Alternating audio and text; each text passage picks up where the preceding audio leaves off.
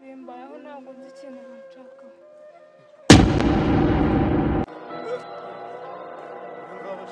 ibuye rimwe rigiye kwica inyoni ebyiri. Shyira hasi ibyo ufite fafu. Ndavuze ngo shyira hasi ibyo ufite byose fafu.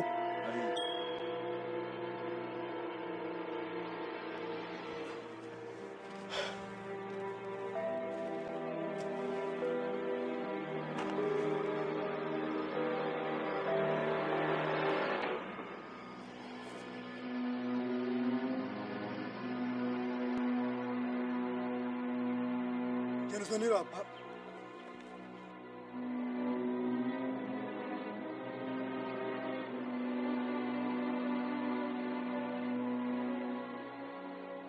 Tuzane nura mukobwa. Abona amafaranga twayabonye. Umukobwa nshaka. Umukobwa arakenewe. Muzane amafaranga kandi yabonye. Akoreka. Genda umuzane twari cyane.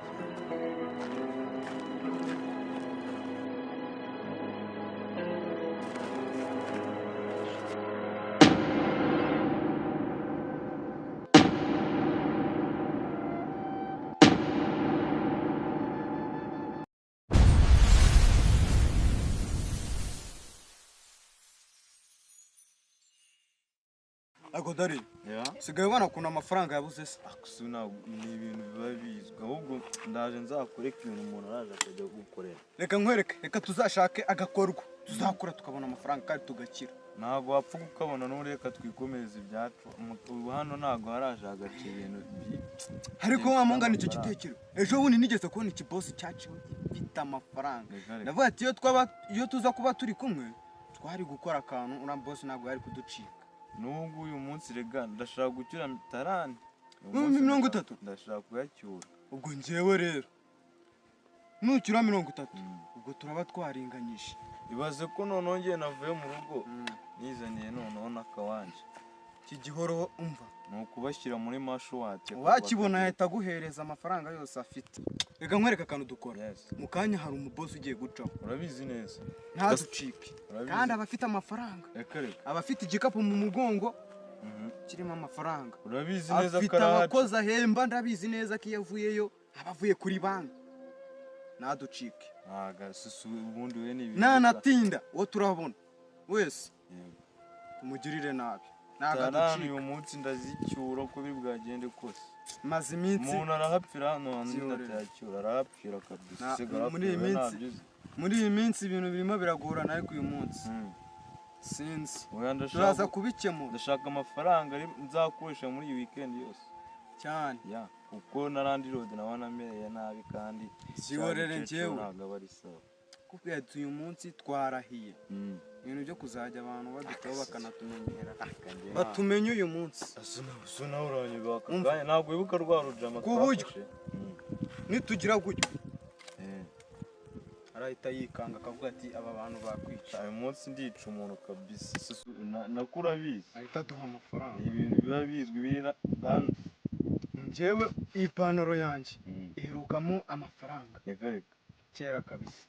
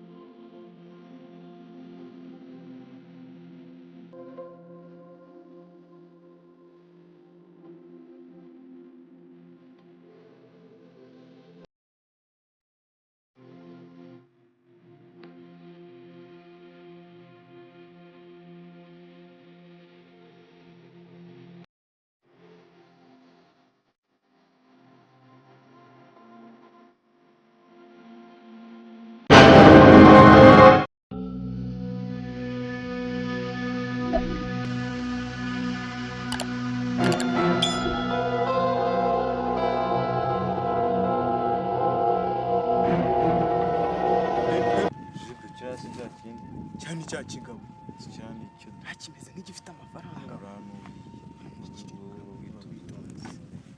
barara neza cyaducibwa ntabwo bivamo. Shobora kuba kiyafite. Kiboneke natangire kwikanga. Ntabwo kiriya kigabo kimeze nk'igifite amafaranga. Hakorera cya gikobwa.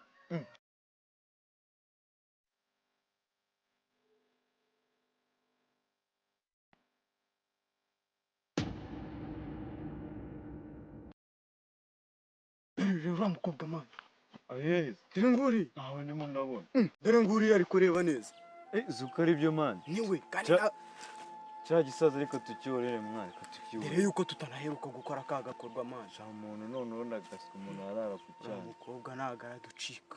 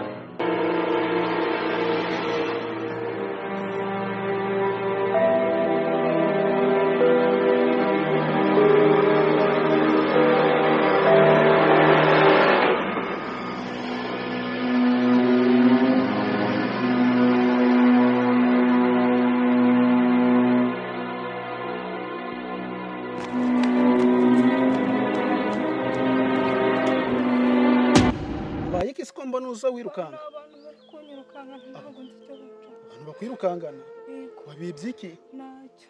Nta kintu wabatwaye? Ntacyo. Rero bari kukwirukangana bagushaka iki? Njiyeho mbona barankurikiye. Si birabaho? Bimbayeho ntabwo nzi ikintu banshakaho.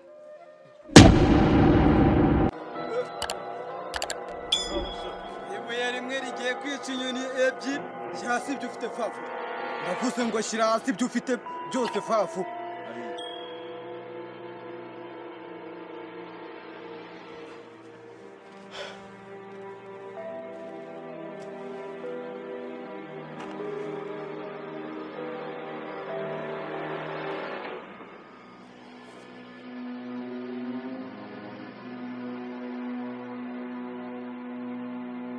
Uzanira hapa.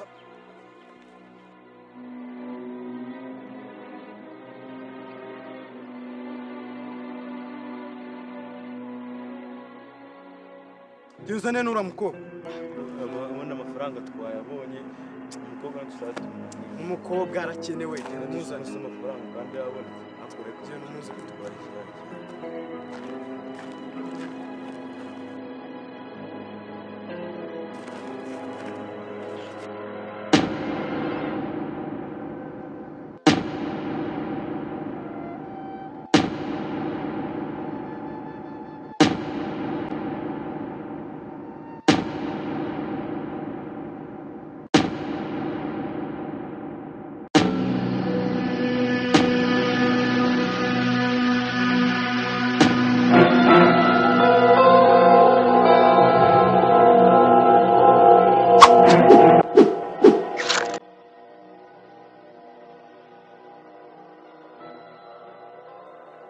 nabahaye amafaranga mbahereza ibyo mfite byose, none ngo mukeneye n'umukobwa kweri?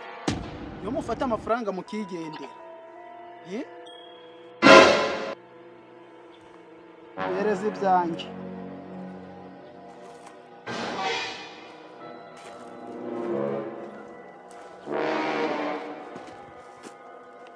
Ndashaka na telefone.